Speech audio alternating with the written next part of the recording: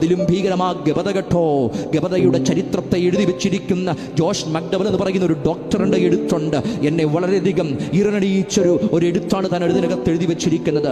Roman പ്രിട്ടോറിയത്തിന് ഇടതുവശത്തായിട്ട് പീലാത്തോസിന്റെ ഒരു കൽത്തളമുണ്ട്.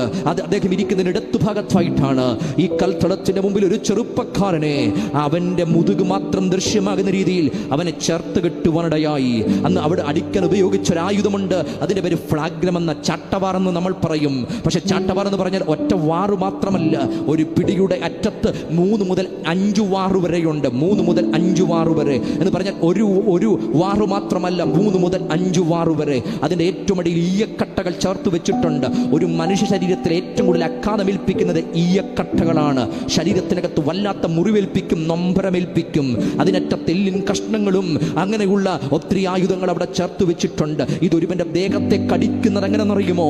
കൽത്തളത്തിന് 4 അടി മാറി നിന്നുകൊണ്ട് ഇവർ ആഞ്ഞവന്റെ പുറത്തേക്ക് അടിക്കുന്നത്. ഒറ്റയടിയുടെ ആഘാതം 4 ഏൽക്കുന്നത് എന്ന് പറഞ്ഞാൽ അത് 4 അടിക്ക് തുല്യമാണ്.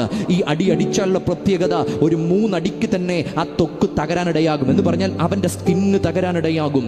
അടി 7ലേക്ക് എത്തുമ്പോൾ അവന്റെ ആ രക്തധമനികൾ ഞരമ്പ് പൊട്ടാൻ തുടങ്ങും. 7ാമത്തെ അടിക്ക് ഞരമ്പ് പൊട്ടും. ഞരമ്പ് പൊട്ടിക്കഴിഞ്ഞാൽ പിന്നെ രക്തം അതിനകത്തു നിന്ന് പാഞ്ഞൊഴുകാൻ തുടങ്ങും. അടി 15 മുകളിലെത്തുമ്പം രക്തമല്ല, അവിടെ നിന്നും മാംസം ഇരുന്ന് പറഞ്ഞു വരാൻ തുടങ്ങും. അടുത്ത 20 അടിക്കൊക്കെ മുകളിലേക്ക് പോകുമ്പോൾ ഓരോ അടിക്കും ആ മാംസങ്ങൾ അവിടെ നിന്ന് തെറിഞ്ഞു മാറുകയാ. ആ അടി 30 മുകളിലേക്കൊക്കെ പോകുമ്പോൾ ചിലരുടെ ഉദരം പോലും പിളർന്ന് കുടൽമാലകൾ പുറത്തു വരാനിടയാകും. അത്രയ്ക്ക് ഭീകരമാ. ആ വ്യക്തിയെ കണ്ടാൽ പിന്നെ ആളെന്ന് പോലും പറയത്തില്ല. അത്രയ്ക്ക് ഭീകരമാണ് ഗബതയുടെ ദൃശ്യം. എന്നാൽ ഇത് മുഴുവൻ അത് സഹിച്ചുകൊണ്ട് ഒരു 33.5 വയസ്സുകാരൻ അവനത് മുഴുവൻ സഹിച്ചവിടെ നിൽപ്പുണ്ട്.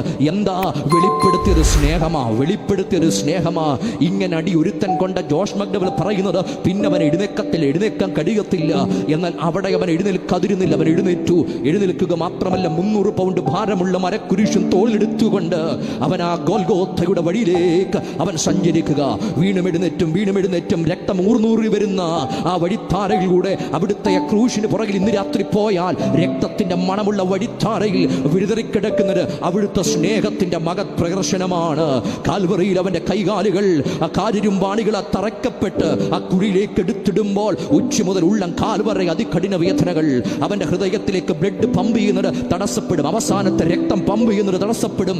അവസാനം ഒന്ന് ശ്വാസം എടുക്കണമെന്നുണ്ടെങ്കിൽ പോലും അവന് കഴിയത്തില്ല. കാല് വളരെ ശക്തമായി ഊന്നി മാത്രമേ അവൻ എടുക്കാൻ കഴിയത്തുള്ളൂ. എന്നാൽ അര മുതൽ താഴെ വരെ മുഴുവൻ തകർന്നു കിടക്കുന്നത് കൊണ്ട് ഒന്ന് കാലൂന്നണമെങ്കിൽ ഒരു പുരുഷായുസിന്റെ വേദനയാ അവിടെ അവൻ അനുഭവിക്കുന്നത്. എന്നാൽ അങ്ങനെ അവൻ കാലൂന്നി ശ്വാസം എടുത്തിട്ടും ആ വായ് തുറന്ന് പറഞ്ഞ ആദ്യത്തെ വാക്ക് ഇന്ന് രാത്രി എൻ്റെ ദേശവും എൻ്റെ ദൈവമക്കളും ഇന്ന് രാത്രി കേൾക്കണം. പിതാവേ, ഇവർ ചെയ്യുന്നത് എന്തെന്നറിയാകിയാൽ ഇവരോട് ക്ഷമിക്കണമേ.